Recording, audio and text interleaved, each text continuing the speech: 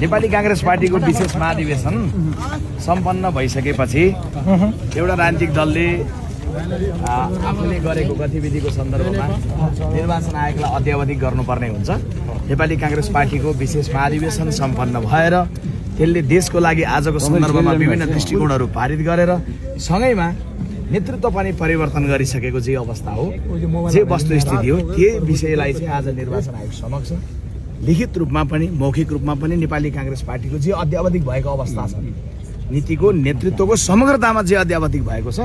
त्यो विषयमा चाहिँ हामीले निर्वाचन आयोगलाई लिखित आधिकारिकता पाउनेमा कतिको आश्वस्त विश्वस्त हुनुहुन्छ? होइन, प्रश्न यहाँनिर अद्यावधिक गर्ने भइसके पछाडि नेपाली कांग्रेस पार्टीले महाधिवेशन गर्छ,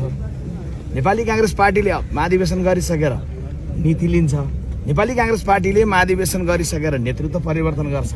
त्यहाँ बाँकी अरू प्रश्न उठ्दै